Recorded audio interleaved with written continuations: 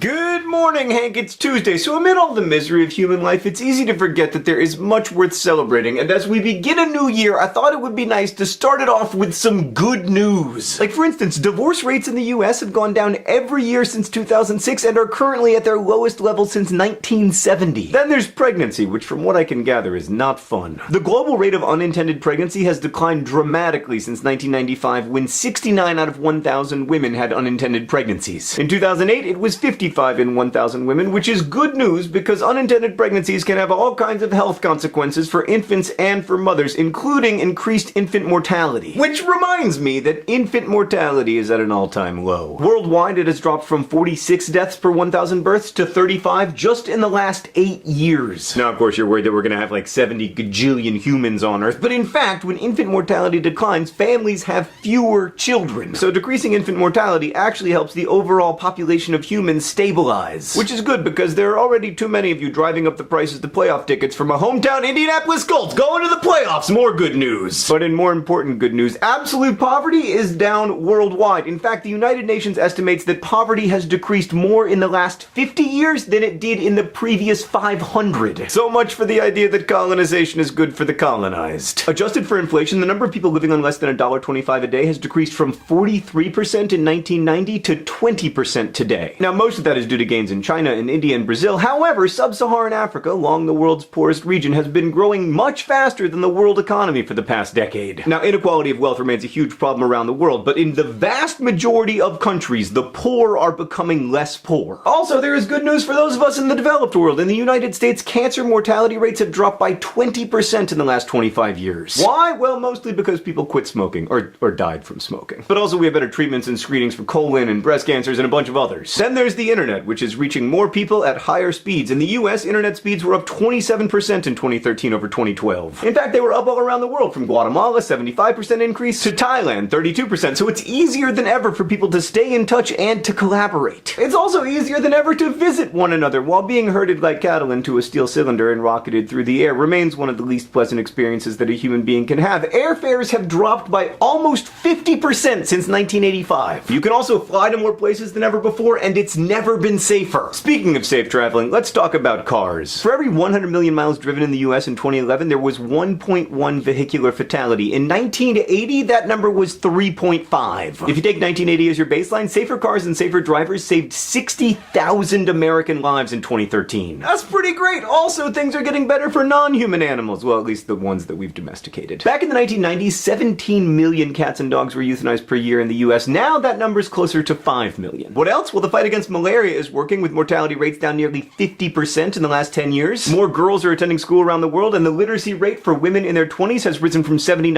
in 1990 to 87% today. And in almost every country on Earth, you are more likely to live to be old than you were 10 years ago, you are less likely to be hungry, and you are likely better connected to those you love. Hank, 10 years ago, we couldn't have had this conversation because there was no YouTube. The Nerdfighter community couldn't have raised more than $750,000 for charity because there was no Nerdfighter community. Now, of course, this progress is tenuous and much of it is unsustainable with current technology, but it's also real and it's worth celebrating. So here's to a new year, Hank. May it really and truly be the best one yet. Happy New Year! Hank, I'll see you on Friday.